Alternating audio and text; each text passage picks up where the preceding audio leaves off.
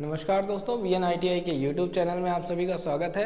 आज हम लोग अपने फिटर के 24वें लेसन और आखिरी लेसन की बात कर रहे हैं।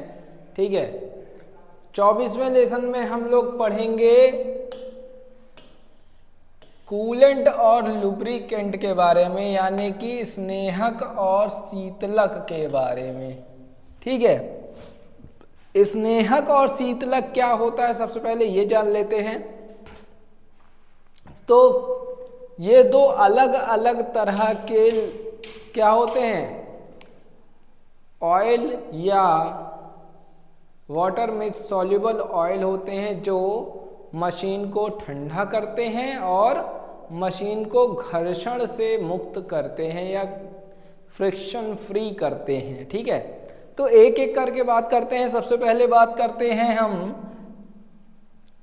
लुब्रिकेंट की, यानी स्नेहक की। स्नेहक की बात करते हैं। क्या होता है स्नेहक? तो जब दो मशीनी पार्ट्स यानी मशीनों के कोई दो पार्ट में रगड़ खा कर चलते हैं, यानी कि आपस में रगड़ते हुए या टच करते हुए चलते हैं, तो उनमें घर्षण होता है और घर्षण से गर्मी उत्पन्न होती है। मशीन आवाज करते हुए भारी चलती है। अतः घर्षण के कारण उत्पन्न होने वाली हानियों को कम करने के लिए जो पदार्थ प्रयुक्त किया जाता है उसे स्नेहक कहते हैं। यानी कि मशीनों में जो पार्ट्स होते हैं या फिर दो या दो से अधिक पार्ट आपस में जब रगड़ते हुए तो या टच होते हुए या छूते हुए या आपस में फंस कर चलते हैं, तब उनमें क्या होता है, घर्षण उत्पन्न होता है।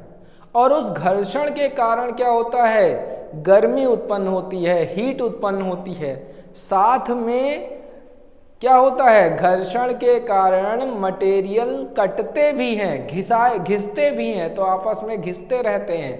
तो उनको कम करने के लिए, यानी कि घर्षण के कारण होने वाली हानियों को कम करने के लिए क्या करते हैं, स्नेहक यानी लुब्रिकेंट का उपयोग हम करते हैं। ठीक है, यानी कि इनको कम करने के लिए जिस भी पदार्थ का हम उपयोग करते हैं, यानी घर्षण को कम करने के लिए जिस भी पदार्थ का हम उपयोग करते हैं उसे क्या कहते हैं, लुब्रिकेंट यानी कि स्नेहक कहते हैं।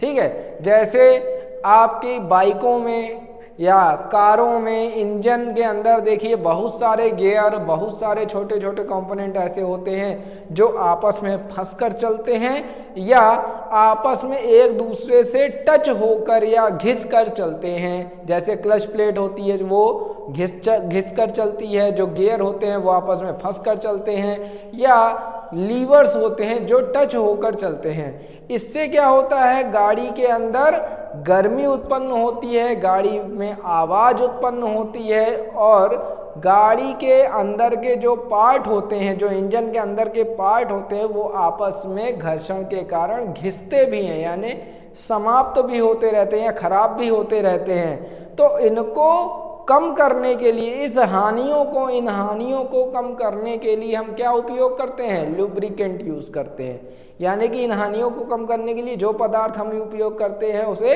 लुब्रिकेंट कहते हैं। जैसे हम इंजन के घर्षण को कम करने के लिए हम मोबिल ऑयल का यूज करते हैं, मोबिल का यूज करते हैं या इंजन ऑयल का यूज करते हैं, तो उसे क्या कहेंगे, हम उसे कहेंगे लुब्रिकेंट कहेंगे उसे। ठीक है,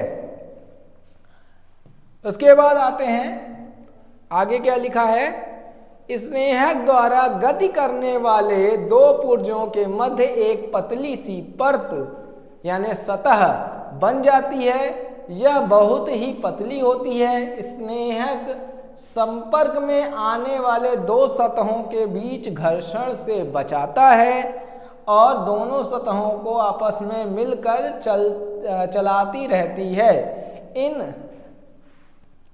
इस चिकनाई युक्त पदार्थ को स्नेहक कहते हैं, यानी कि इसमें जो चिकनाई होती है उस पदार्थ को स्नेहक कहते हैं। देखिए मोबिल आपका बहुत ज़्यादा चिकना होता है ना। जब नया मोबिल आप डालिए देखिए वो बहुत चिकना होता है, और जब पुराना मोबिल आप निकालते हैं तो उसमें चिकनाहट कम हो जाती है ना। तो लुब्रिकेंट का क्या काम होता है, उस मोबिल का क्या काम होता है जो आपकी गाड़ी में डलता है, उसका काम यही होता है जो अंदर गाड़ियों के इंजनों के अंदर जो गियर्स हैं, जो लीवर्स हैं, या जो कह सकते हो शाफ्ट है, या जो भी पार्ट्स हैं जैसे क्लच असेंबली हो गई, इन सभी को क्या करना, लुब्रिकेंट करके रखना, यानी कि एक चिकनी सतह बना के रखना ताकि वो घिसे ना या उनमें किसी भी तरह की हानि ना होने पाए या कम हो। ठीक है, उसके बाद देखते हैं स्नेहक के लाभ क्या होते हैं, लुब्रिकेंट के लाभ क्या होते हैं। तो स्नेहक के निम्नलिखित लाभ है। सबसे बड़ा, मशीन का जीवन बढ़ जाता है। सीधी सी बात है कि अगर बिना मोबिल के इंजन आप चलाएंगे तो एक दिन भी नहीं चलेगा, इंजन सीज हो जाएगा। और मोबिल अगर सही रहेगा तो इंजन आपका लाखों किलोमीटर तक चल सकता है। समझ में आया। उसके बाद मशीन की गति बढ़ जाती है। सीधी सी बात है कि आप अगर इंजन में कम मोबिल या बिना मोबिल या जला हुआ मोबिल डाल के चला रहे हैं तो उसमें क्या होता है, लोड कम ज़्यादा पड़ता है। ठीक है, मशीन ज़्यादा गाड़ी चलती है, एवरेज कम देती है ना, ये सारी चीज़ें होती हैं, जल्दी गर्म हो जाती है, तो ये समस्याएं उत्पन्न होती हैं। इसकी गति कम हो जाती है। और अच्छा लुब्रिकेंट, अगर अच्छा मोबिल आप यूज़ करते हैं तो क्या होता है, इस मशीन की गति बढ़ जाती है, बहुत स्मूथ चलने लगती है, बहुत आसानी से चलने लगती है। उसके बाद मशीन की उत्पादन क्षमता बढ़ जाती है। मशीन की उत्पादन क्षमता यानी कि एवरेज, अगर बाइक का लेके चलो या गाड़ी की लेके चलो बात माने, तो एवरेज बढ़ा देती है, लंबी दूरी तक जा सकती है। ठीक है, अगर आप बेकार मोबिल यूज़ कर रहे हैं या मोबिल नहीं यूज़ कर रहे हैं तो हो सकता है 2, 4, 10 किलोमीटर तक जाए, और अच्छा मोबिल यूज़ कर रहे हैं तो हो सकता है एक बार में 100 किलोमीटर तक चली जाए। तो उत्पादन क्षमता जो है वो बढ़ जाती है। इसके बाद आते हैं मशीन की परिशुद्धता यानी एक्यूरेसी बनी रहती है। जो मशीन की एक्यूरेसी होती है वो बनी रहती है। ठीक है, यानी कि बहुत सटीक चलेगी, कहीं डिसबैलेंस नहीं होगी, इंजन में कहीं कोई फॉल्ट नहीं होगा, कहीं फालतू की या बेकार की आवाज़ें नहीं आएंगी, एकदम सटीक चलेगी। मशीन में जंग नहीं लगता। सीधी सी बात है, अगर तेल की परत उसमें डली रहेगी तो किसी भी पार्ट में जंग नहीं लगेगा। इसीलिए देखिए कि चाहे जितनी पुराने से पुरानी गाड़ी हो जाए, जितनी कबाड़ गाड़ी हो जाए, अगर आप उसके इंजन का बोल्ट खोलते हैं तो इंजन के जो पार्ट होंगे अंदर से एकदम नए जैसे दिखाई देंगे। क्यों? क्योंकि मशीनों के पार्ट पर जब मोबिल लगा होता है तो वो क्या करता है, जंग से बचाता है सभी को। ठीक है, मशीन के पार्ट को गर्म होने से बचाता है। सीधी सी बात है, अगर आपके बाइक में बहुत बेकार मोबिल डला है या मोबिल नहीं डला है तो बहुत जल्दी इंजन गर्म होगा, हो सकता है इंजन सीज कर जाए। ठीक है, लेकिन अच्छा मोबिल डला है तो आप लंबी दूरी तक चलाते जाएंगे और इंजन गर्म जल्दी नहीं होगा।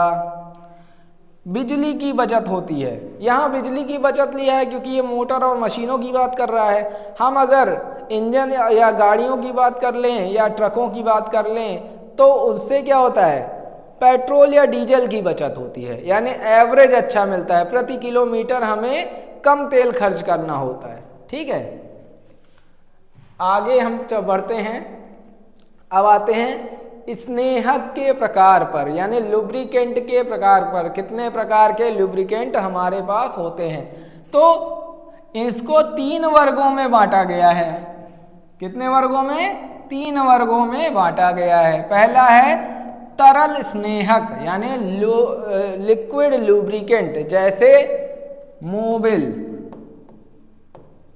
जो आपकी गाड़ियों में या बाइकों में डलता है। ठीक है, उसके बाद आते हैं मोबिल हो गया या फिर कह सकते हो इंजन ऑयल हो गया या गियर ऑयल हो गया, है ना, गियर ऑयल। ठीक है, तो ये हो गए तरल स्नेहक यानी लिक्विड लुब्रिकेंट, जो लिक्विड अवस्था में यानी तरल अवस्था में होते हैं।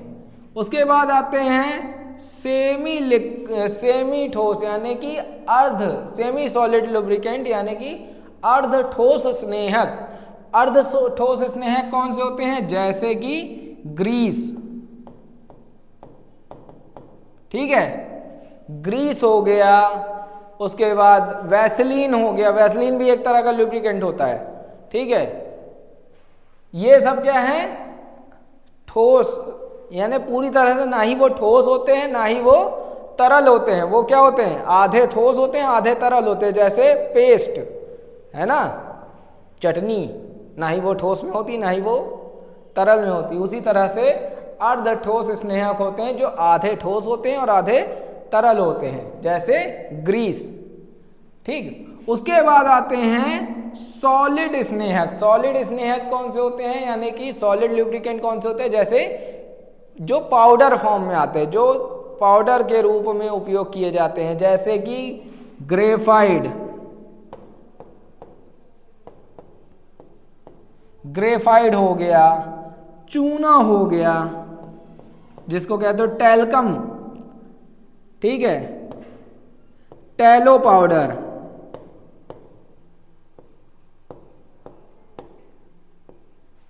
टैलो पाउडर हो गया। ये सब क्या है? सॉलिड लुब्रिकेंट हैं, यानी कि ये पाउडर के रूप में उपयोग में लाए जाते हैं, ठोस अवस्था में उपयोग में लाए जाते हैं। चलिए इसके बारे में थोड़ा और डिटेल में पढ़ते हैं।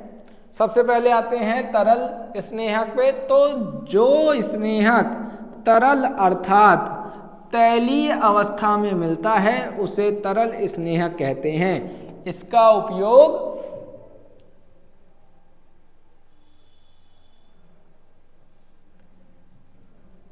उपयोग सर्वाधिक रूप में किया जाता है। ये मुख्यतः 3 रूप में उपलब्ध होते हैं।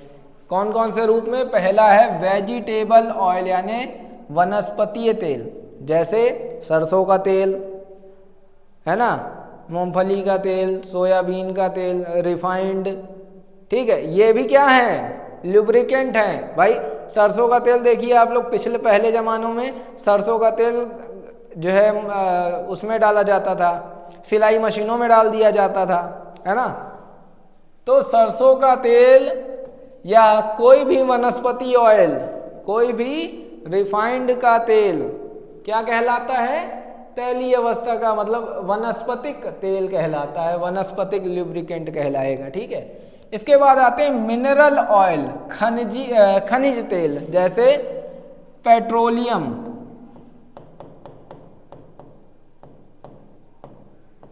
जैसे पेट्रोलियम है ना, यानी कि पेट्रोल से बनने वाले तेल, जैसे मोबिल।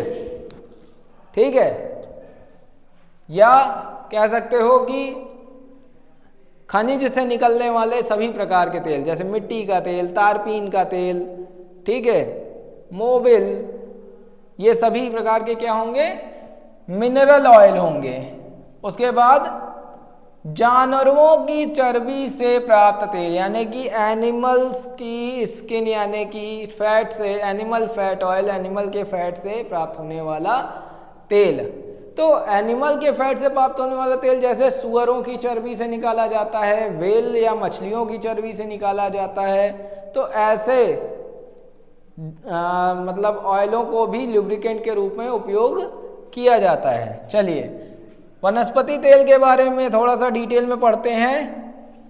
यह तेल वनस्पति से अर्थात फूलों, पेड़ों, पौधों, सब्जियों, बीजों इत्यादि से प्राप्त होता है, जैसे नारियल का तेल, जैतून का तेल, सरसों का तेल, आरंडी का तेल, नीम का तेल, तारपीन का तेल, अलसी का तेल आदि।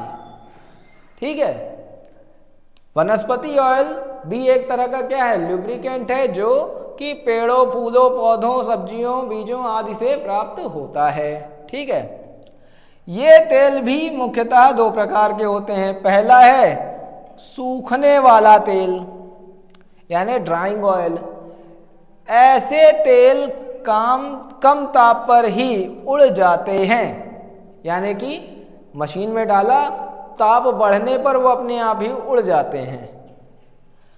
दूसरे तेलों को भी सूखने में इतना योगदान रहता है जैसे तारपीन का तेल। तारपीन का तेल देखिए बहुत जल्दी सूख जाता है, उड़ जाता है। ठीक है, तो जो ऐसे तेल जो कम ताप पर ही उड़ जाते हैं या सूख जाते हैं, उन्हें सूखने वाला तेल कहते हैं।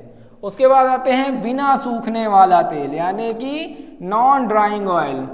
इस प्रकार के तेल में चिकनाहट अधिक होती है। इस प्रकार का तेल जल्दी नहीं सूखता है, जैसे नारियल का तेल, अरंडी का तेल, नीम का तेल, सरसों का तेल आदि। देखिए सरसों वगैरह के तेल एक बार गिरा दो तो वो हो सकता है अगर उसको ना छुओ तो 2-3 दिन तक वहीं पड़ा रहेगा, जल्दी नहीं सूखता है ना, और उसमें चिकनाहट भी बहुत ज़्यादा होती है। इसके बाद आते हैं खनिज तेल यानी मिनरल ऑयल पर। तो खनिज तेल क्या होता है? यह तेल पृथ्वी में खनिज रूप में मिलता है, जिन्हें शुद्ध करके ही प्रयोग में लाते हैं, जैसे डीजल, पेट्रोल, केरोसिन का तेल, मोबिल ऑयल आदि। तो इसमें भी क्या होती है? चिकनाहट होती है, लेकिन अलग अलग लेवल पे अलग अलग चिकनाहट होती है। और सबसे ज़्यादा चिकनाहट किसमें होती है? मोबिल ऑयल में होती है। मोबिल ऑयल क्या होता है? इंजन ऑयल होता है जो आपके इंजन के अंदर डलता है। इसके बाद आते हैं जानवरों की चर्बी से प्राप्त तेल। तो ऐसे तेल जानवरों की चर्बी से प्राप्त होते हैं, जैसे मछली का तेल, सुअर का तेल, टैलो ऑयल आदि। ऐसे तेलों में चिकनाई अधिक होती है। इनका उपयोग मशीनों में किया जाता है तथा अन्य तेलों के साथ मिलाकर भी इनका उपयोग किया जाता है। ठीक है, इसके बाद आते हैं, अब ये तो हो गए क्या? तैलीय लुब्रिकेंट यानी कि लिक्विड लुब्रिकेंट, तैलीय स्नेहक यानी तरल स्नेहक। ठीक है, अब इसके बाद आते हैं अर्ध ठोस स्नेहक यानी सेमी सॉलिड लुब्रिकेंट पर। सेमी सॉलिड लुब्रिकेंट में क्या आते हैं? ऐसे स्नेहक, सेमी सॉलिड लुब्रिकेंट यानी कि क्या है? अर्ध ठोस स्नेहक। ऐसे स्नेहक अर्ध ठोस होते हैं, ताप बढ़ने पर पिघल जाते हैं। इनका उपयोग अधिक दाब पर कम फीड वाले स्थानों पर किया जाता है। ठीक, अधिक दाब और कम ताप, कम फीड वाले, कम फीड यानी कि स्पीड ज़्यादा नहीं है, जहाँ पर लोड ज़्यादा है लेकिन स्पीड ज़्यादा नहीं है, वहाँ पर सेमी सॉलिड लुब्रिकेंट का उपयोग किया जाता है। जैसे बेरिंग हो गई। ठीक है, बेरिंग या बियरिंग में क्या होता है? ग्रीस लगाई जाती है। देखिए बियरिंग में हमेशा ग्रीस लगाई जाती है, ऑयल नहीं डाला जाता। क्यों? क्योंकि बेयरिंग पे लोड ज़्यादा पड़ता है लेकिन बेयरिंग की स्पीड ज़्यादा नहीं होती है। ठीक है, तो ऐसी जगह जहां पर स्पीड कम रखी जाती है लेकिन लोड ज़्यादा दिया जाता है, उन जगहों पर सेमी सॉलिड लुब्रिकेंट यानी ग्रीस का उपयोग किया जाता है। ठीक है, इसमें स्नेहकता यानी विस्कोसिटी, श्यानता यानी विस्कोसिटी का गुण अच्छा होता है। इसमें मुख्य रूप से ग्रीस और वैसलीन होते हैं। देखिए वैसलीन हमने बताया था, वैसलीन भी एक तरह का क्या है? सेमी सॉलिड लुब्रिकेंट है। उसको भी किस में यूज करते हैं? चिकनाहट, ऐसी जगह पे जहां पर लोड ज्यादा देना है लेकिन स्पीड कम रखनी है, वहां पर इनका उपयोग किया जाता है। इसमें तेल गाढ़ा होकर ग्रीस नुमा हो जाता है। यदि साबुन की मात्रा अधिक होगी तो ठोस ग्रीस बनाएगी, और यदि कम मात्रा का साबुन हो तो सॉफ्ट ग्रीस बनाएगी। मतलब साबुन की मात्रा पर डिपेंड करता है कि ये ठोस ग्रीस बनाएगी या सॉफ्ट ग्रीस बनाएगी। सोडियम आधारित ग्रीस का उपयोग अधिक गति पर अधिक गति पर चलने वाले मशीन के पुर्जों में किया जाता है। ठीक है, जहां पर अब देखो हमने अभी बताया था कि जहां पर लोड ज़्यादा होता है, स्पीड कम होती है, वहां पर ग्रीस का उपयोग किया जाता है। लेकिन कहीं कहीं जहां पर स्पीड लोड तो ज़्यादा होता ही है, साथ में स्पीड भी थोड़ी ज़्यादा होती है, वहां पर क्या है, सोडियम युक्त ग्रीस का उपयोग, सोडियम युक्त सेमी सॉलिड लुब्रिकेंट का उपयोग किया जाता है। एल्यूमिनियम आधारित ग्रीस का उपयोग अधिकतर लंबाई में आगे पीछे स्लाइड करने वाली मशीनी पुर्जों में किया जाता है।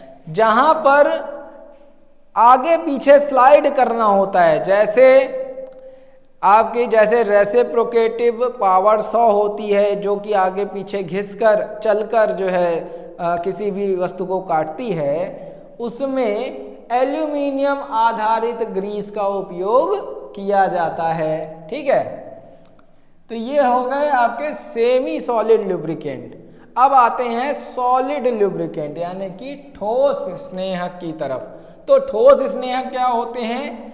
ऐसे स्नेहक ठोस होते हैं जिनका उपयोग अकेले या फिर तेल ग्रीस आदि में मिलाकर किया जाता है। मतलब ऐसे स्नेहक जो ठोस अवस्था में मिलते हैं या पाउडर की अवस्था में मिलते हैं, उनका उपयोग या तो अकेले ही किया जाता है या तो फिर तेल या ग्रीस के साथ मिलाकर किया जाता है।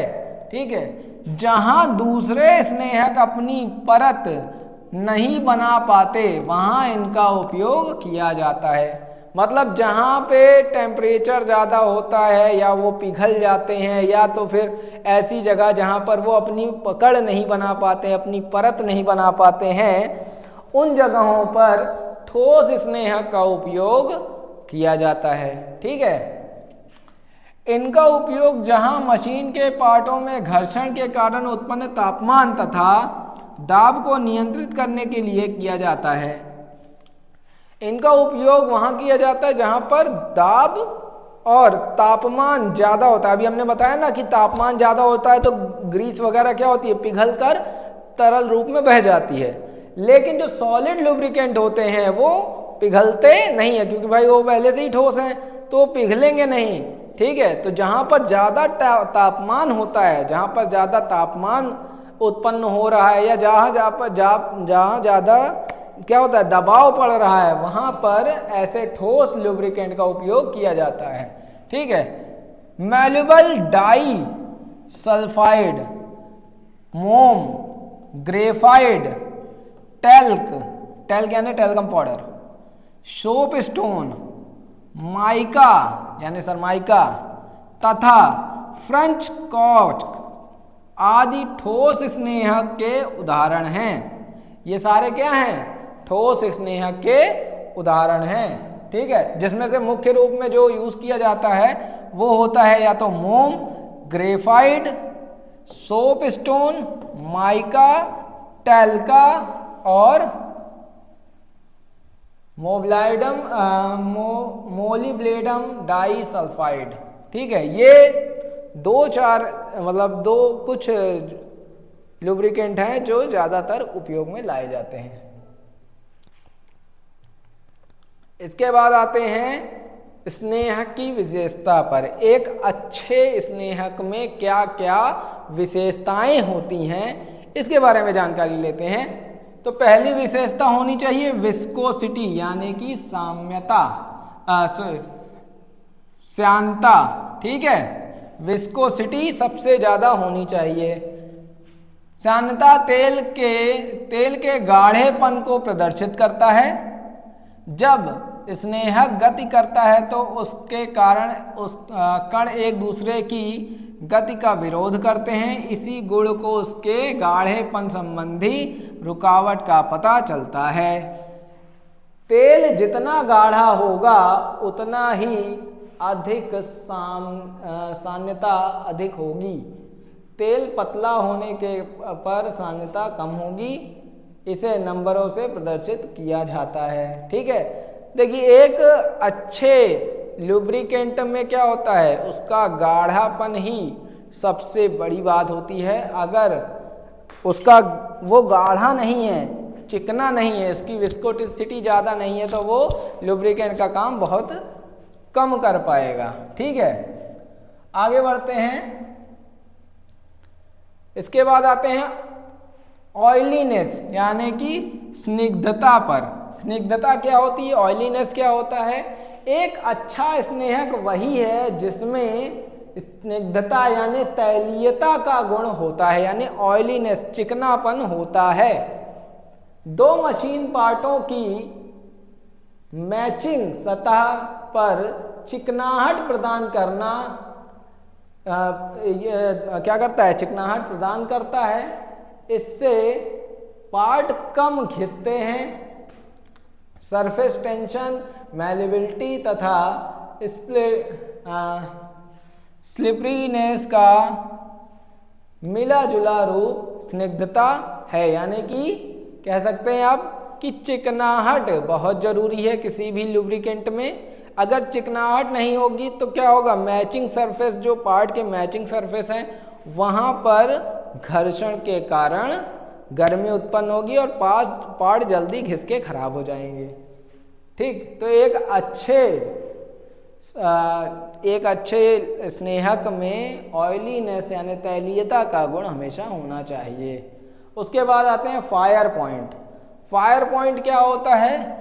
जिस ताप पर तेल आग पकड़ लेता है और लगातार जलता रहता है, उसे तेल का फायर पॉइंट कहते हैं। ठीक है, ये सभी तेलों में अलग अलग होता है। सरसों का तेल सबसे कम होता है, उसके ऊपर मिट्टी का तेल, उसके ऊपर डीजल, उसके ऊपर पेट्रोल, फिर स्प्रिट, बहुत सारी चीज़ें आ जाती हैं। ठीक है, तो सबका टेम्परेचर क्या होता है, अलग अलग होता है। ठीक है, उसे क्या कहते हैं, फायर पॉइंट कहते हैं। ऐसा पॉइंट, ऐसा तापमान जिस तापमान पर तेल अपने आप आग पकड़ ले, उसे क्या कहेंगे, तेल का फायर पॉइंट कहेंगे। ठीक है, यह फ्लश पॉइंट से 15 से 20 फ़ारेनहाइट अधिक होता है, यानी कि पिघलने वाले पॉइंट से 15 से 20 डिग्री फ़ारेनहाइट ऊपर होता है। ठीक है, तो स्नेहक का चुनाव करने के दौरान यह ध्यान रखना चाहिए कि चलती मशीन का तापमान तेल के फ्लश पॉइंट और फायर पॉइंट से कम होना चाहिए। यानी कि जब भी आप मशीन में तेल डाल रहे हैं या लुब्रिकेंट डाल रहे हैं तो ये चीज़ का ज़रूर ध्यान दे लें कि मशीन चलते समय कितनी गर्मी पैदा करेगी। मान लीजिए एक मशीन है, मान लीजिए आपकी बाइक ही है, आपकी बाइक का जो टेम्परेचर है, जो इंजन का जो गर्मी है, वो लगभग 300 डिग्री तक पहुंच जाती है।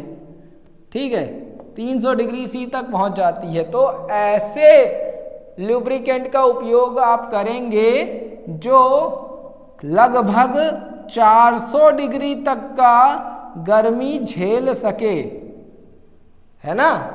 नहीं तो 300 से कम का अगर करेंगे, मान लो 250 का करते हैं, तो क्या होगा, आग पकड़ लेगा, इंजन आपका दब जाएगा। समझ में आया? तो ऐसे लुब्रिकेंट का उपयोग करें जो आपकी मशीन की तापमान उत्पन्न करने की क्षमता से ज़्यादा के टेम्परेचर को सहन कर सके। इसके बाद आते हैं फ्लश पॉइंट पे। फ्लश पॉइंट क्या होता है? जिस तापक्रम पर तेल वाष्पीकृत होना प्रारंभ करता है उसे फ्लश पॉइंट कहते हैं। यानी कि ऐसा टेम्परेचर जिस पे तेल भाप बन के उड़ने लगे। ठीक है, जैसे पेट्रोल देखिए वैसे ही उड़ने लगता है ना, लेकिन डीजल नहीं उड़ता है। तो डीजल का फ्लश पॉइंट और पेट्रोल का फ्लश पॉइंट अलग अलग होता है, और मिट्टी के तेल का फ्लश पॉइंट और अलग होता है। तो ऐसा तापमान, जिस तापमान पर क्या हो, जो आपका पेट्रोल है वो ऊपर उड़ने लगे, वाष्पीकृत होने लगे, ऐसे तापमान को क्या कहेंगे हम? फ्लश पॉइंट कहेंगे। प्रत्येक तेल का फ्लश पॉइंट अलग अलग होता है। यह दबाव में शीघ्र डीकम्पोज हो जाता है, या दबाव में क्या होता है, जल्दी से डीकम्पोज हो जाता है। उसके बाद आते हैं पोर पॉइंट पर। पोर पॉइंट क्या होता है, ऐसा तापमान जिस पर तेल बहने लगे, है ना। जिस तापमान पर तेल गाढ़ा होकर भी जमता नहीं है बल्कि बहता रहता है, उसे पोर पॉइंट कहते हैं। एक अच्छे स्नेहक का पोर पॉइंट बहुत कम होना चाहिए ताकि वह निम्न तापमान पर भी कार्य कर सके। अभी तक तो हाई टेम्परेचर की बात कर रहे थे, अब लो टेम्परेचर की बात करते हैं। जैसे हमने -10 डिग्री सेल्सियस पे गाड़ी खड़ी कर दी, शिमला लेके चले जाए, -10 डिग्री पे गाड़ी खड़ी कर दी है। अब इस टेम्परेचर पे इसका जो मोबिल है वो जमना नहीं चाहिए, जमाना नहीं चाहिए इसे। अगर 10 डिग्री या -10 डिग्री सेल्सियस पे तेल जमने लग जाता है, जम जाएगा तो क्या होगा, इंजन आपका जाम हो जाएगा, अंदर ही अंदर सारे गियर जाम हो जाएंगे, तो इंजन आपका स्टार्ट नहीं होगा। कहते हैं ना गाड़ी ठंडी हो गई है, तो वही चीज़ नहीं होनी चाहिए। इसका टेम्परेचर इतना निम्न होना चाहिए, इतना निम्न टेम्परेचर होना चाहिए ताकि वो कम से कम तापमान पर भी क्या करे, तरल रूप में बहता रहे, गाढ़ा ना हो, ना ही गाढ़ा हो ना ही वो जमे। ठीक है, तो इसे कहते हैं पोर पॉइंट।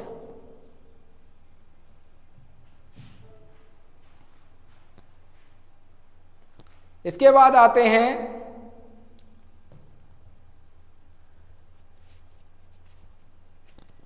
जल मिश्रता। अगला पॉइंट है जल मिश्रता, यानी कि पानी में घुलने की क्षमता। किसी स्नेहक का वह गुण जिसके कारण वह जल के साथ शीघ्र ही मिश्रित हो सके, अर्थात लगभग स्थायी मिश्रण बना सके, जल की मिश्रता कहलाती है।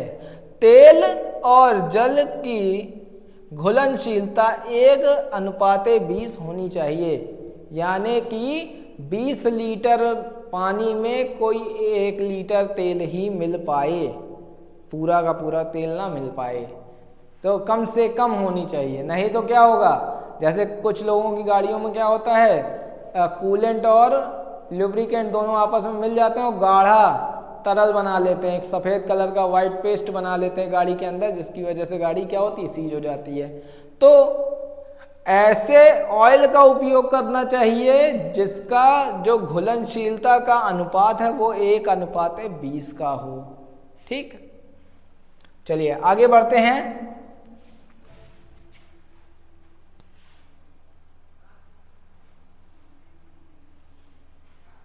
देखिए ये है स्नेह की विधि, यानी कि लुब्रिकेशन कैसे किया जाता है। पहला है ग्रेविटी फीड देकर, यानी कि ऐसी कुप्पियां, ऐसे होल्स जिसमें हम ऑयल डाल दें और फिर वो ग्रेविटी के कारण धीरे धीरे मशीन के पार्टों में जाता रहे। उसके बाद दूसरा पॉइंट आता है फोर्स फीड विधि। फोर्स फीड मेथड क्या कहलाता है कि इंजेक्शन के द्वारा या कह सकते हैं ग्लू गन के द्वारा हम प्रेशर से क्या करें, फीड स्नेहक को यानी लुब्रिकेंट को मशीन के पार्टों में पहुंचाएं प्रेशर द्वारा। तीसरा पॉइंट आता है, जैसे कि ये प्रेशर गन होते हैं ना, ये देखो प्रेशर रिलीज गन होते हैं, जिनके द्वारा हम क्या करते हैं, ग्रीस या ऑयल को प्रेशर से क्या करते हैं, किसी भी उसमें मशीन के पार्ट में डालते हैं। उसके बाद आते हैं कि स्प्लश फीड मेथड। इस विधि में क्या आते हैं, शाफ्ट या उससे जुड़े हुए अन्य भागों में तेल में वास्तव में डूबे रहते हैं, यानी कि स्प्लश मेथड मतलब जैसे इंजन के अंदर होता है तो इंजन के सारे पार्ट क्या होते हैं, तेल के अंदर डूबे हुए रहते हैं। तो ये विधि होती है तीसरी विधि जो इंजन के पार्टों के साथ अपनाई जाती है। उसके बाद चलते हैं आगे,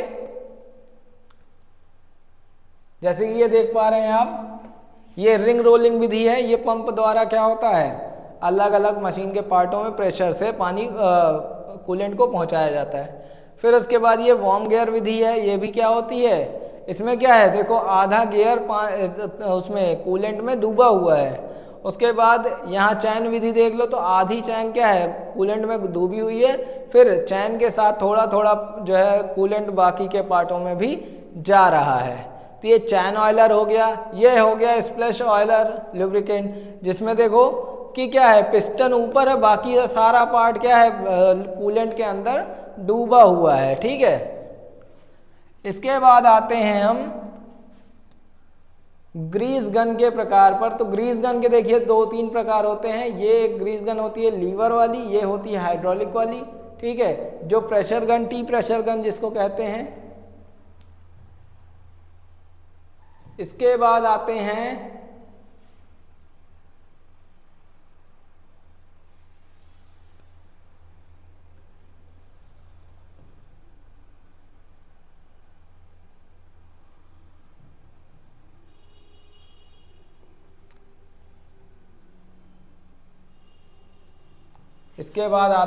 शीतलक पे। ठीक है, कूलेंट हो गया, सॉरी लुब्रिकेंट हो गया। अब आते हैं कूलेंट पे, शीतलक पे। तो शीतलक क्या होता है, उच्च गति पर कटिंग के दौरान, कटिंग करने के दौरान, ठीक है, दौरान औजारों को ठंडा करने के लिए व टेम्परिंग बनाए रखने के लिए शीतलक का उपयोग किया जाता है। मतलब ऐसा मटेरियल जो कटिंग करते समय मशीनों को ठंडा रखने के लिए उपयोग में लाया जाता है, ऐसा मटेरियल जो चलती हुई मशीन को ठंडा करने के लिए उपयोग में लाया जाता है। जैसे आपके गाड़ी का इंजन हो गया, गाड़ी के इंजन में देखिए कूलेंट डलता है ना, क्या करता है वो, ठंडी मशीन को क्या करता है, आपके इंजन को ठंडा करता है। तो ऐसा मटेरियल जो मशीनों को ठंडा करने के लिए उपयोग में लाया जाता है उसे क्या कहते हैं, कूलेंट कहते हैं। इससे जॉब गर्म नहीं होता तथा फिनिशिंग भी अच्छी प्राप्त होती है। अगर हम यहाँ बात करें गाड़ी के इंजन के साथ, तो गाड़ी का इंजन गर्म नहीं होता, सीज नहीं होता, ये सारी चीज़ें इसमें मिलती हैं। ठीक है, इसके बाद आते हैं शीतलक के कार्य पर। तो शीतलक का उपयोग जॉब से फ्रिक्शन को फिनिशिंग अच्छी होती है। जॉब मतलब शीतलक का अगर उपयोग करेंगे, कूलेंट का उपयोग अगर करेंगे तो जॉब क्या होगा आपका, वो कटिंग अच्छी होगी, उसकी फिनिशिंग अच्छी होगी। कार्य के दौरान जॉब को ठंडा करने के लिए भी शीतलक का उपयोग किया जाता है। इसके बाद जॉब की धातु के गुणों में आवश्यकता अनुसार परिवर्तन नहीं होता है। मतलब गर्मी के कारण या कार्बन कंपोज होने के कारण वो क्या करता है, अधिक हार्ड हो सकता है या नरम हो सकता है। लेकिन जब आप कूलेंट का उपयोग करते हैं तो उसका टेम्परेचर बरकरार रहता है, इसलिए उसमें कोई भी भौतिक परिवर्तन नहीं होता, सॉरी उसके यांत्रिक परिवर्तन उसमें नहीं होता। उसके बाद औजारों के कटिंग एज को ठंडा रखता है। सीधी सी बात है, जब कूलेंट का उपयोग करेंगे तो आप क्या करेंगे, औजारों के जो कटिंग एज हैं वो ठंडे रहेंगे, हार्ड रहेंगे और हमेशा धार बरकरार रहेगी। औजारों की हार्डनेस धार व टेम्पर को बनाए रखता है। यही चीज़ हमने बताई कि ठंडा रहेगा तो धार बरकरार रहेगी, उसकी हार्डनेस बरकरार रहेगी। इसके बाद आते हैं शीतलक के प्रकार पर। ये थोड़ा सा इंपॉर्टेंट है, देखिए शीतलक के निम्न प्रकार होते हैं। पहला है पानी, जल। जल जो होता है, पानी जो होता है, वो सबसे ज़्यादा आसान उपलब्ध होने वाला और सबसे ज़्यादा सरल रूप में और सामान्य रूप में उपयोग होने वाला शीतलक है। यह आसानी से प्राप्त होने वाला है एवं सस्ता पड़ता है। इसके साथ साबुन या तेल मिलाकर उपयोग में लाया जाता है। अकेले जल का उपयोग मशीन में जंग लगने का कारण बन सकता है। ठीक है, अकेले जल का उपयोग मशीन में जंग लगने वाला होता है अतः इसे सॉल्युबल ऑयल नाम से जाना जाता है। इसमें क्या करते हैं, तेल या साबुन को मिलाकर उपयोग में लाते हैं ताकि मशीन के पार्टों में अंदर जंग ना लगे। ठीक है, इसके बाद आते हैं ऑयल। तो इसे ऑयल भी देखिए कूलेंट के रूप में उपयोग में लाया जाता है। इसे कटिंग ऑयल के नाम से जाना जाता है। इसे मशीन पर प्रक्रम यानी ऑपरेशन के दौरान शीतलक के रूप में प्रयोग किया जाता है, जैसे स्टील के लिए मोबिल ऑयल, एल्यूमिनियम के लिए मिट्टी का तेल या केरोसिन ऑयल आदि। ठीक है, उसके बाद आते हैं एयर, हवा। हवा भी कूलेंट का काम करती है। हवा के प्रेशर से या हवा देकर या ठंडी हवा देकर भी हम मशीन के पार्टों को ठंडा कर सकते हैं। जैसे बाइकों में, छोटी सीसी की बाइक यानी 100 सीसी 150 सीसी की बाइकों में देखिए एयर कूल इंजन ही होता है, वो हवा से ही चलते चलते ठंडा होता है। ठीक है, तो देखिए क्या है, वायु भी एक अच्छा शीतलक का कार्य करती है। बिजली के मोटरों को ठंडा करने के लिए, इंजन को ठंडा रखने के लिए पंखा का प्रयोग करते हैं, जो वायु देकर ठंडा रखता है। कास्ट आयरन के बने पुर्जों पर मशीनिंग के दौरान केवल वायु का ही उपयोग किया जाता है। यानी कि कास्ट आयरन की जब हम मशीनिंग करते हैं या कटिंग करते हैं या ड्रिलिंग करते हैं तो हमेशा केवल एयर प्रेशर का ही उपयोग करके उसे ठंडा करते हैं। उसके बाद आते हैं कटिंग फ्लूइड। कटिंग फ्लूइड यानी तेल, जल, कास्टिक सोडा और साबुन के घोल को कटिंग फ्लूइड कहते हैं। अभी जिसकी हम बात कर रहे थे, सॉल्युबल ऑयल की बात कर रहे थे ना, वो भी एक तरह का कटिंग फ्लूइड होता है। इसमें लिखा हुआ है कटिंग फ्लूइड या सॉल्युबल ऑयल कहते हैं। सॉल्युबल ऑयल में क्या होता है, साबुन, तेल, कास्टिक सोडा, इन सभी चीज़ों को पानी के साथ मिक्स करके एक मिश्रण तैयार करते हैं, जिससे ठंडा भी रहता है और जंग भी नहीं लगती है। इसके उपयोग से मशीन के दौरान अच्छी फिनिशिंग आती है तथा मशीन एवं जॉब पर जंग भी नहीं लगती है। यह दूधिया रंग का होता है, यह सफ़ेद एकदम दूध के रंग का होता है। खराद मशीनों में अधिकतर शीतलक पंप द्वारा इसका उपयोग किया जाता है, यानी कि इसको पंप के द्वारा खराद मशीनों पर डाला जाता है। उसके बाद आते हैं केमिकल कटिंग फ्लूइड पर। तो इसमें जो तेल उपयुक्त होते हैं उसमें रसायन मिले होते हैं जो कि जल में घुलनशील होते हैं। ऐसे शीतलक को क्या कहते हैं, सिंथेटिक कटिंग फ्लूइड कहते हैं। इनके उपयोग से जंग नहीं लगता है। इसका अधिकतर उपयोग ग्राइंडिंग और स्वॉइंग यानी कि कटिंग करते समय किया जाता है। इस कटिंग फ्लूइड में कर्तन औजार को अधिक ठंडा रखने की क्षमता होती है, यानी सॉल्युबल ऑयल से ज़्यादा ठंडा ये रख सकता है। उसके बाद आते हैं साबुन का झाग यानी स्टग। साबुन का झाग एक अतिरिक्त सामग्री के साथ तरल हाइड्रोकार्बन का मिश्रण होता है, जो एक ठोस हाइड्रोकार्बन या फैटी एस्टर हो सकता है और एक हाइड्रोफोबिक सिलिका भी साबुन का विनिमय एजेंट हो सकता है। ठीक है, साबुन भी एक तरह का कूलेंट उपयोग काम कर सकता है। उसके बाद आते हैं पैराफिन ऑयल। तो पैराफिन ऑयल भी और केरोसिन ऑयल भी क्या होता है, कूलेंट के रूप में उपयोग में लाया जाता है। पैराफिन जैसे तरल पैराफिन या केरोसिन भी कहा जाता है, एक दहनशील हाइड्रोकार्बन तरल है जिसे ईंधन के रूप में तो उपयोग किया ही जाता है। यह विभिन्न प्रकार के तरल हाइड्रोकार्बन का मिश्रण होता है। पैराफिन कोयले, लकड़ी और तेल की परत से निकाला जाता है, लेकिन यह मुख्य रूप से पेट्रोलियम के आशवन से प्राप्त होता है और इसे खासकर एल्यूमिनियम की कटिंग के समय उपयोग में लाया जाता है। ठीक है, उसके बाद देखते हैं शीतलक का गुण। एक अच्छे शीतलक का क्या गुण है यह समझते हैं। तो एक अच्छे शीतलक में क्या होता है, ताप सहन करने का गुण होना चाहिए, यानी कि जितना भी टेम्परेचर बढ़ रहा है उसको सहने का क्षमता होना चाहिए। इसके बाद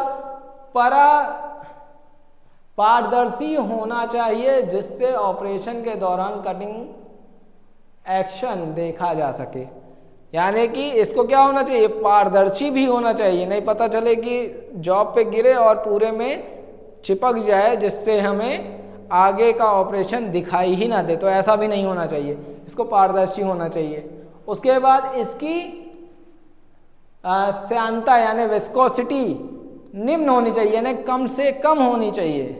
अगर ज़्यादा गाढ़ा हो जाएगा तो क्या होगा, जॉब के साथ चिपकने लगेगा, इसको चिपकना तो है नहीं, केवल ठंडा करना है। तो इसको क्या करना चाहिए, इसकी जो चिकनाहट, ये जो विस्कोसिटी यानी जो गाढ़ापन है वो कम से कम होना चाहिए, यानी कि बहाव का अच्छा गुण होना चाहिए, यानी बह जाना चाहिए जल्दी से जल्दी।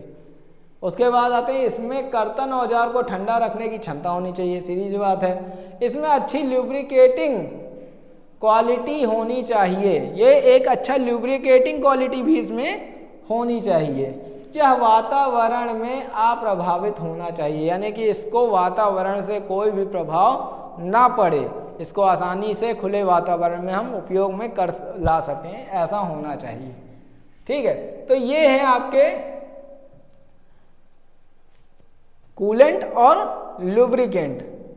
ठीक, इसके बाद आते हैं, देखिए कुछ मटेरियल हैं जिनको काटते समय कौन कौन से लुब्रिकेंट का उपयोग करते हैं, आइए देख लेते हैं। जैसे तांबे को अगर हम काट रहे हैं या तांबे पर कोई ऑपरेशन कर रहे हैं तो घुलनशील तेल या सूखा, यानी कि तांबे को सूखा भी काटा जा सकता है, या फिर ज़्यादा लोड दे रहे हैं तो घुलनशील ऑयल का तेल का उपयोग कर सकते हैं।